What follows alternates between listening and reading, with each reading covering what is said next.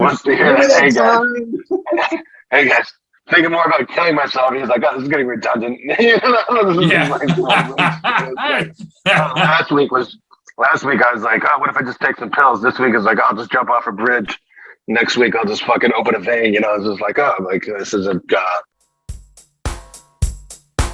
don't know, Patrick Garrity does the Neverending tour, and he doesn't mean it facetiously. It never ends. So you're one of the first people I thought of a couple of years ago when everything shut down. So it's great to hear. I mean, are you back kind of like where you were, like on a good roll every week?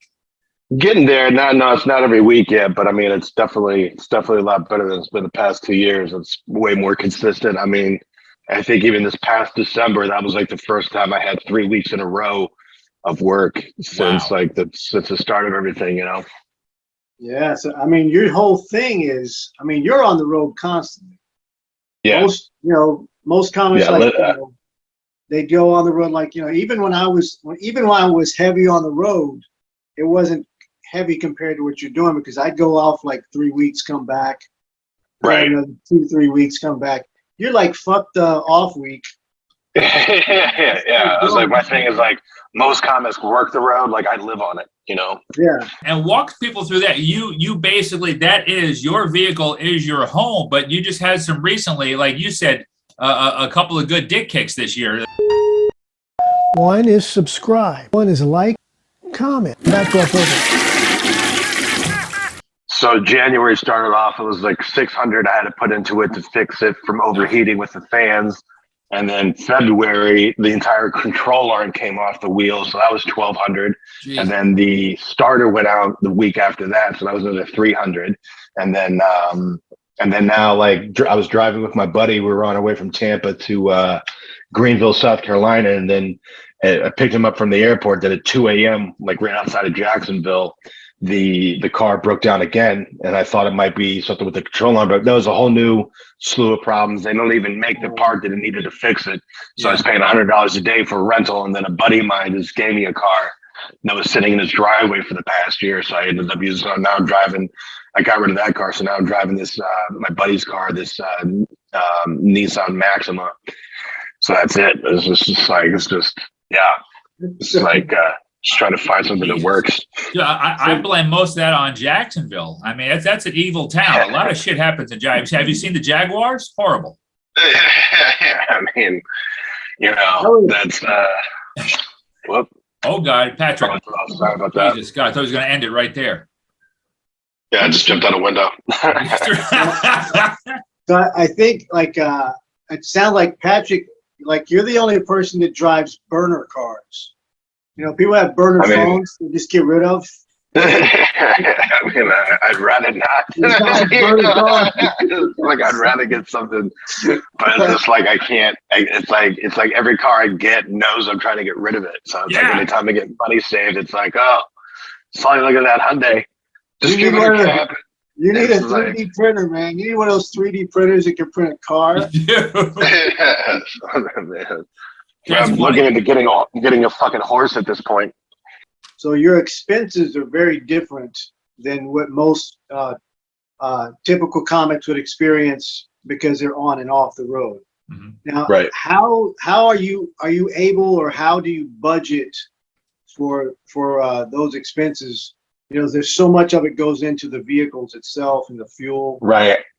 I mean, yeah, it's hard. It's hard to budget for anything because it's always a surprise when it comes up. It's just like I'm not budgeting for like a $1,200 repair when it comes up. I'm just like, oh, okay, well, this is it. And then, exactly. Yeah. How do you? So basically, you were talking about the Patreon. Now, is that helping right now with some of the funding with what you're doing? A little bit. Like it was doing really well before the pandemic, and then it was just like because I was touring, and then it's because like my podcast and my page is all about the Neverending tour. Then the tour, like there's nothing to fucking talk about. It's just like I was like fucking. There's no tour. It's just like basically now my podcast just becomes the Masturbation Chronicles. It's just like it's just reminiscing. Yeah. Like, wants to hear that. Hey guys, thinking more about killing myself. He's like, oh, this is getting redundant. Last week I was like, oh, what if I just take some pills? This week is like, I'll just jump off a bridge. Next week I'll just fucking open a vein. It's just like, oh, like this is a, people, I want to. Want to be like fun and interesting, If it's good enough for my car, it's good enough for me. Right. It's just like, dude. It's just the constant fucking merry-go-round of shit. But truthfully, would you have, besides the car problems and shit like that, though, would you, in your life right now, would you rather have it any other way? No, I mean, like I always say, like no matter how hard comedy gets, every day without a name tag is a victory. You know what I'm saying? Like every job I had before comedy was something with a name tag, and I fucking hated it, and this is like, at least it's like comedy, as worse as it gets, it's still fulfilling, it's just the business part that I hate. It's just the industry that I hate, but the comedy itself I love. I'll never not love it, True. You were also, was it U.S. Army? No, I was in the reserves. I'm sorry, reserves. Yeah. I mean, okay. I mean, well, thank you for your service anyway. I didn't do anything. I didn't fucking do anything. we know you didn't work as a mechanic. No, nothing useful. I just tell people if they're gonna thank anybody, thank for somebody that went overseas or something. Like but I appreciate it though. Thanks, man. Of course, man. That's awesome, man. Well, now I had a question. You were talking about the industry itself. That's a pain in the ass to deal with because a lot of it's self-serving. But to that end, I mean, are you trying to create some content like a special or something fans? So what I want to do, this is like my main goal. This is basically what my Patreon is for. Like what I want to do with my Patreon is like, I want to get 100,000 subscribers, everybody subscribing for just $1. And then I do my Neverending tour around the country like I've been doing. But the kicker is then I'll bring 3 different comedians with me on the road for that month. And I'll pay each comic $25,000.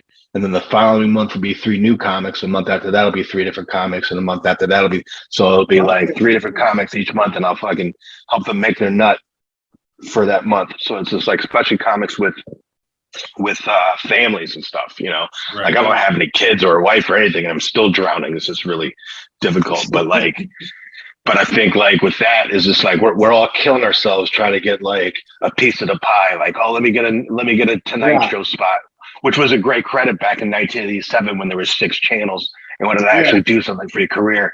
Now it's like nobody even remembers your name, and it might as well be a grain of sand on a beach. Nobody it does nothing like it's not recognizable anymore. Yeah. Right. Yeah, let me do 5 minutes of watered down material, and nobody will even like remember shit. With my thing, it's just like at least I can build a following, and then like you'll have actual subscribers. Will be like getting to actually know these comics for the entire month. It won't be just a blip like, oh, I interviewed this. Like they'll follow them the entire month, and then I'll be able to give them a nice chunk of change, and then the following month will be like a whole new 3 comics, and there's no headliner. Like we'll all split the time, and like one show I'll host, and the other 3 comics will find and rotate. Yeah, so that's like so throughout the month, man. Right? It's just like that's a really good idea, man. That's a really good system. Right. For instead of trying to get a piece of the pie, I want to create a pie, give everybody a slice. There's no more last comic standing. And I'm in fuck last comic standing anyway, because I'm so sick of shows that are competitions. My idea is a collaboration. We're all working together. And it's like, so like I have 3 different comics. So comic A, B, and C's fans will all hear about each other. My fans will hear about them. Their fans will hear about me. And then we all, it's like a melting pot. And then it's like, and then, in the following year, I'll have a few guys or, a few comics that I'll have like maybe yearly, but everybody else will be switched out, at least, that's 20, 25. Yeah. You know what I'm saying? Like I want it to be rotating. The people that have the inside scoop that get the previews are the people that are joining the Patreon. So they get to see before everybody else sees the tour come together. They're like, oh, these guys are coming out. I'm getting familiar with them. Right. Like the tour, the tour itself. It's like it doesn't mean like I'm an unknown comic, but fucking good. You know what I'm saying? There's a lot of unknown masters out there that you never heard of that are straight killers. Yeah. It's a pretty easy equation. It's like, how do you put together a killer show? Easy. Put all killers on the show. And after 20 years in this business, like I know who the killers are. You know what I'm saying? It's not that hard to like put this together. And it's just like, and then each month we're like in a different region of the country. You know, we're doing different clubs. And because it's like the Patreon's so cheap, like, you know, it's only $1 a month for somebody to subscribe. Like clubs can afford 4 headliners on one show, and it won't be a crazy budget because we're already getting paid from this thing. Like the ticket sales, well, still sells tickets, but it'll be reasonably priced tickets. Not going to hurt anybody's pocket to come see it live. You know, you're paying like over $100 to see Kevin Hart or Chris Rock. My show, you want to be paying like, you know, maybe $40 at most. You know, $10 per still got merch. Still got merch. Still got merch and all that great shit. Yeah, man. It's a good. That's a good idea, man. That's what I want to do. That's that's the idea. That's coming out with some shit, everybody. Man. That's what I want, man. That's what I've been doing this a long time, and I'm just like, that's what I say. Like I don't have an agent or a manager or anything. I don't need one. I want to do my own shit. I want to like create my own thing, and I want to help other comics. I want to, because I know how brutal this business is, and I know how unforgiving it can be.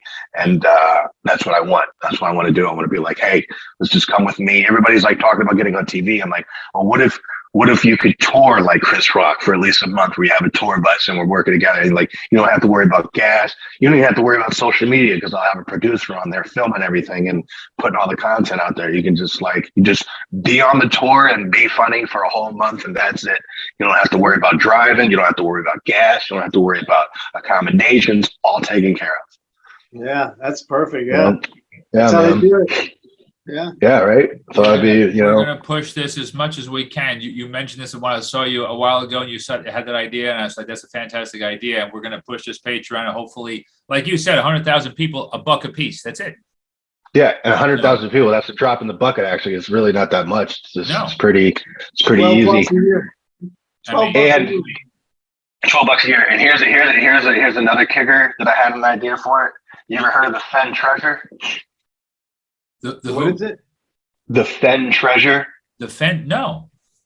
Okay, so back in the 80s, there was this art dealer named Forrest Fenn who got diagnosed with terminal cancer. And he was an art dealer, so he had an idea. He was like, all right, I'm going to go out, but before I go, I'm going to put a treasure somewhere out there for somebody to find.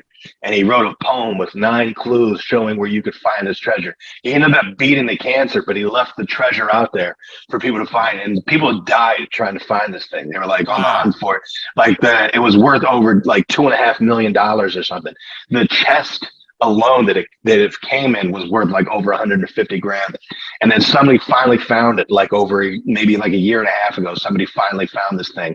So my idea is like my logo was kind of like a pirate type symbol. So pirates leave treasure. So I'll leave like buried treasure all along the United States, like as I'm traveling on my Neverending tour. And to get the clues, you got to sign up to the Patreon. But I'll, you know, if I'm making like a ridiculous amount of money, I'll be burying like 50 grand out there in the middle of nowhere, and you got to go find it. Be a fun way to interact with fans, you know. It's like a little pirate same thing. You're not playing around. It might also be the scene of the crime. Yeah, no, I'm just having people kill each other to go get stuff. I mean, that's something. The cops are trying to get the information. Well, you got to join Patreon, man. I have the coordinates. Just give me $1. It's a simple thing. We're going to get people to do this, man. I like it. I think that's part of the reason why it's such a good idea is because it's so simple, you know, and it's just like, and people love discovering, you know, especially artists that they've never heard of before. And comedy is just so full of them, you know, like I always make it a point in my show when people come out, I go, I get it.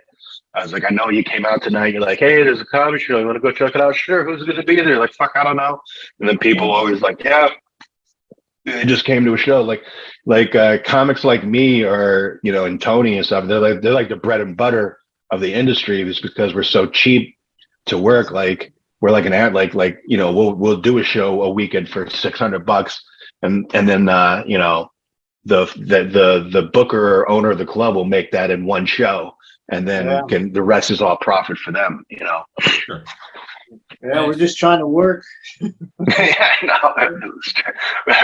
we're just trying not to work a regular job. Trying not to clock in. That's all I'm trying to do. Every day, that's the first thing. When my feet hit the floor, guys, I swear to God, I go, I'm not going back to a hotel or a supermarket gig. I'm not going back. I'm not doing it. I lose my house. Even if I wanted to, I tell people I can't do it now because I've been doing comedy for 20 years. I was like, what the fuck does that look like on an application? You know, I was like, what do you do? What's your job history look like? I'm like, not good. That's one of mine. That's one of the things I say on mine too. It's like for the job application, they want to know reasons for leaving. I was like, couldn't take a joke. It's been so long. It's like I get uncomfortable now, like trying to put on a tie. You know, I'm like, this is too much clothes, man. What's going on here? It's like, you want me to shave my neck? What are we doing? Yeah. Now for shows, but is there a certain part of the country or a certain state that you like the best? Like you love going to that for shows or just in general? Yeah, I get that question a lot, man, and it's like I honestly cannot pick a single one just because every place has its own thing, you know. And for me, it's the people. I go like, people, where's your favorite place to go? And my response is always, any place you go is only as good as the people you know when you go there. Yeah. So meet awesome people everywhere. That way, everywhere you go is awesome, you know. And it's just like, and that's what I do. Like I literally know like amazing people all around the country. I have like my people like in everywhere, and you know, it makes life easier for me. You know, I pretty much I got a place to stay just about everywhere I go, which is nice. And so like, I mean, I can't, you know, like I said, it's not an easy life, but I can't complain at the same time because it's pretty great, you know, especially with like the people I know. Like sometimes I think about if I never done comedy, like I'd just be like a Walgreens manager or some shit. Like, you know, I have a tremendous amount of friends like everywhere, and they're all great. They all like add so much to my life, you know, like it's pretty awesome. Well, I remember one. Yeah. Oh, sorry. Go ahead. So I remember one time I was hanging out with a friend of mine, and she's like, you know, she's like a mom with a couple kids. And she was like, she kind of peeked over my shoulder. I was like scrolling through my Facebook, and she goes, your Facebook looks way different than mine. She's like, yours looks way more fun and interesting. I'm like, yeah, I have 2,000 comedians on my Facebook page that are posting amazing shit like all the time. She's like, yeah, I just get like Elf on a Shelf and Starbucks pictures and moms taking pictures of their stupid kids. I'm like, yeah, that sucks. I was like, mine's awesome. I'm like, man, this is amazing. You know, like it's like nonstop memes and funny videos and shit, dude. It's like, my Facebook and my social media stuff is awesome because of that reason, you know. Yeah, tell that kid to learn how to write some dick jokes and like get that life more. Jesus. I was going to say, this is, and me and Tony were talking about this, and I just got to ask because I'm not going to talk about the slap heard around the world, but have you noticed since COVID or the last couple of years, anywhere you're going, any audience members or the crowd just acting up more than you ever saw before? Or have you had any one-on-ones with people lately at all? I mean, for me, it's just always been streaky. You know, like sometimes I'll go like weeks and weeks and weeks, and it's just great shows and nobody's misbehaving. And then after that, it'll be like show after show after show where I'm almost to the point where I'm like looking at people coming in and be like, which one of you assholes is it going to be? And I'm going to have to fucking shut down, you know? And then, but no, I mean, I think it's just, wow. I think I've been doing comedy since like I started like right before the cell phone boom, you know, even with flip phones, you know, it wasn't as like people weren't on their phones because it was just a flip phone. But now it's like you see people on their phone much more, and it's like competing with that. I think it's just like people's attention spans or whatever. It's just like, you know, you just have to deal with it. And I think it's just like sometimes like, yeah, people just like, you know, and it's not even that they're being like rude, like saying stuff to me while I'm on stage. And the thing I hate is like when they just talk amongst themselves, like there's not even a show going on. Yeah. Is what pisses me off the most. When I'm just like, shut the fuck up. Like, what are you doing? you know, and then they're just oblivious. They're just like it's not that just they're being rude, they're oblivious to how rude they're being, which drives me nuts. Where I'm just like, do you not realize where the fuck you are or how loud you're being or any of this shit? And it's just like, and then they get indignant. They're like, oh, like, how dare I call them out for being rude? You know, so that pisses me off. And the lack of etiquette for sure. Exactly. Yeah, absolutely. And I know both of you. I know Tony and Patrick. I'm sure you know Ken Miller from Orlando. Oh, very well. I love Ken, yeah. So he just posted something. I'll give you the truncated version. He did a show at another club here in Orlando that I was at in December, a great little place in the Winter Park area. Long story short, he goes, hey, guys, I got good news and bad news. Thanks to my opener and the feature, I dropped the mic. We had a great crowd. Man, we just killed it. Pure fire. The bad news is someone else disrespecting comedy. And he said it real quick. He said it was a guy in the front row, I guess, with a girl, his date for the first time. And he's just talking. But like, you know what? When you're on a mic, they start talking louder because you're already loud. And they're competing against you. So Ken said, hey, man, can you just keep it down? He's like, no, man. He goes, I don't know this girl. We're on our first date. I'm just trying to get to know her. That's what this guy's response was during a show.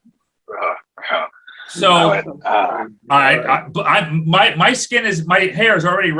I could just kill someone just by hearing that. My blood's boiling. I'm already like subtle rage, like building inside. Right? I feel it. So Ken goes, "Hey man, can you just take it to the back?" And he goes, "The guy. She doesn't need to get to know you. You're a prick. Yeah, right. You go. You're a fucking rude prick. And so that's all she needs to know about you. You fuck." So he escalates it. The guy says to Ken, "No, man, just do your thing. Like leave me alone." And so finally, he got security and they got him out of there.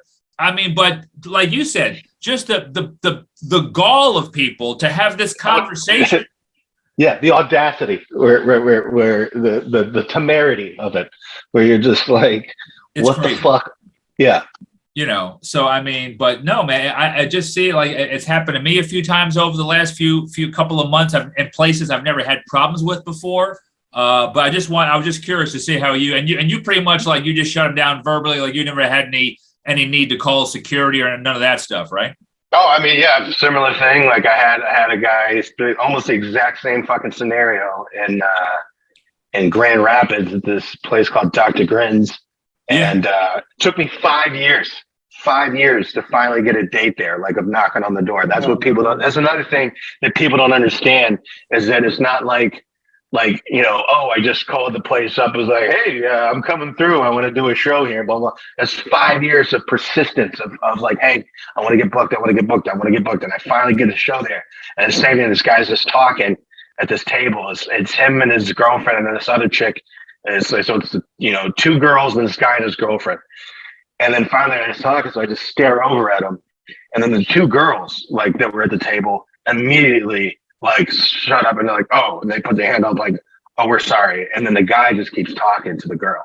And then finally one of the girls taps the guy and points to me and is like, hey, he goes, oh, just do your thing. He's like, nobody gives a shit. And he gives me one of these, like a dismissive. Yeah.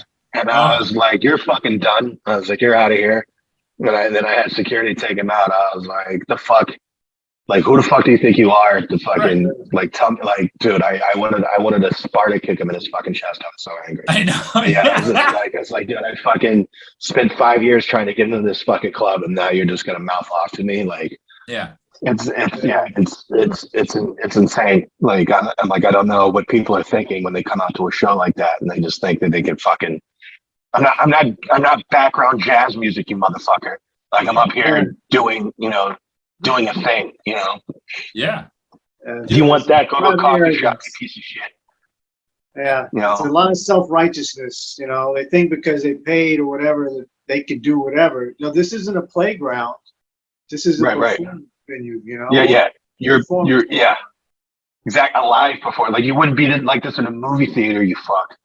You know what I'm saying? Yeah, right. Why did you do when there's a live performer that can interact with you and call you out and make you out to be a piece of shit? I never hear this happen. I never hear this happen during Hamilton or Cats. I never hear anyone going, "Oh, I can act like that. Let me on stage." I never heard anyone doing that. Yeah. But for some reason, comedy, we're the runts of the litter, and we get treated like that. It's just a weird thing, man. So, hey, buddy, listen. You're about to get no pussy ever from this girl. Want to know why? Because you're getting kicked out. Goodbye. Right. Have a good one. Fucking girls hate being kicked out of public places. All right. Pat's got he's got secret locations around the country. Safe houses. I'm in my panic room right now. There's like bunkers for comics and stuff. You know? Look, we got so many we can save. Yeah. That's right. The rest of you, good luck.